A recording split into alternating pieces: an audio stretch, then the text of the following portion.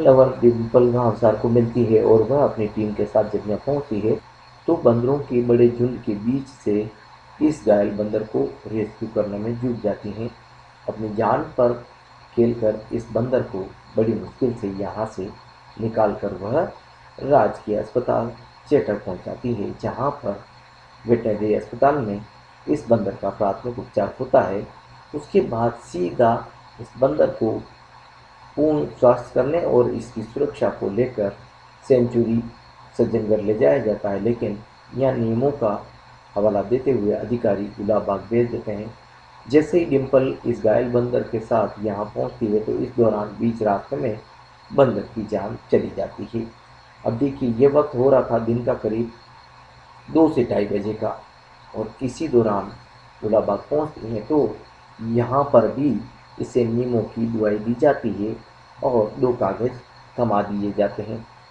ये लड़की जैसे तैसे दूरतलाई क्षेत्र में पहुँचती है और इसको यहाँ दफनाने की व्यवस्था की जाती है। तो इसी दौरान एक फ़ोन आता है कि आप वाइल्ड लाइफ के इस बेजुबान के साथ ऐसा नहीं कर सकती हैं, क्योंकि यह वाइल्ड लाइफ में आता है।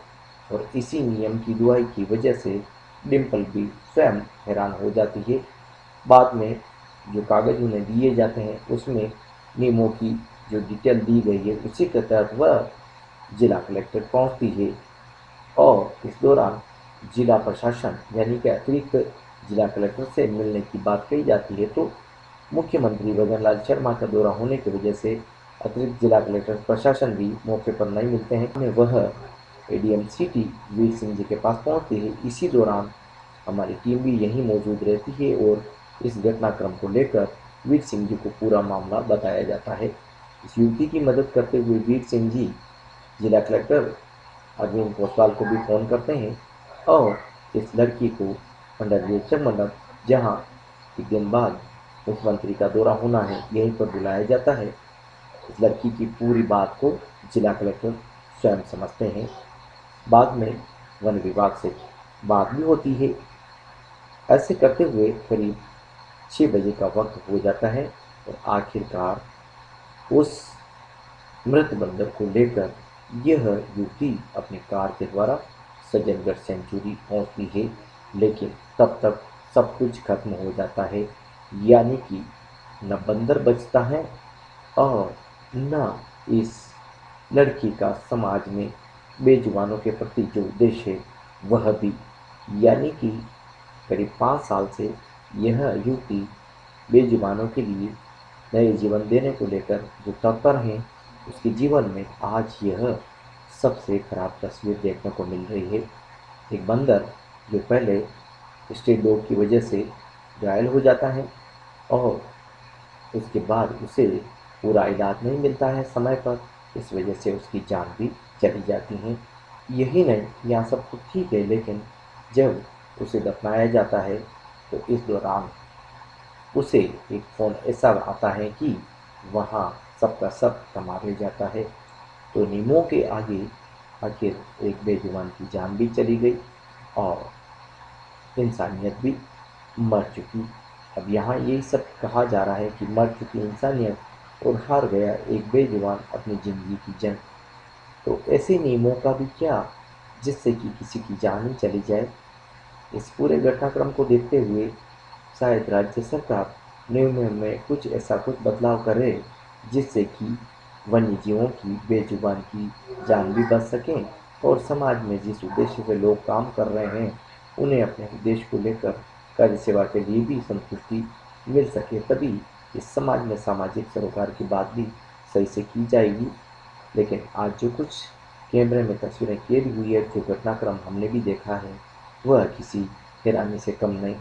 दोस्तों, देखिए, आप और हम सभी बेजुबानों के लिए काम कर रहे हैं, लेकिन राजकीय जो नियम है उसके तहत यदि चलेंगे तो किसी की जान तो चली जाती है। यहाँ मानवीय पक्ष को भी देखना बेहद ज़रूरी होता है। अब इस बुद्धिजीवी शहर में आगे कई इस तरह की घटना न हो, इसके लिए भी हमें यहीं पर सोचना ठीक होगा।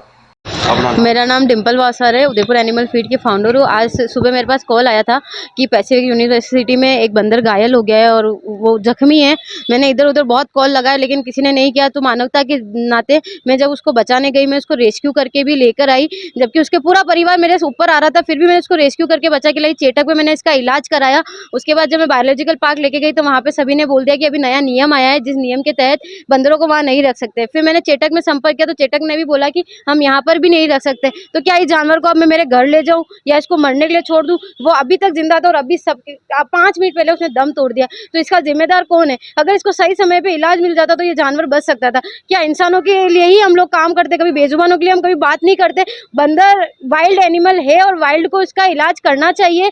इसका किसी को नहीं पता है कि इसका इलाज कौन करेगा, आज इसको दफनाएगा कौन, इसका रेस्क्यू कौन करेगा? रेस्क्यू के लिए भी हमने कॉल किया तो उन्होंने मना कर दिया, हमारे पास टीम नहीं है, हम रेस्क्यू नहीं करते, हमारे पास नियम लिखा हुआ है। तो सब अपने नियम के हवाले देते थे, लेकिन इन बेजुबान किसके नियम के हवाले देंगे? तो मुझे लगता है कि इस पे कोई ना कोई निर्णय निकले, कौन इसका रेस्क्यू करेगा, कौन इनका ट्रीटमेंट करेगा, और ये जानवर घायल होने के बाद किस रेस्क्यू सेंटर में जाएगा, या उसका अंतिम संस्कार हो जाता है जानवर का तो किस जगह इसका अंतिम संस्कार किया जाएगा?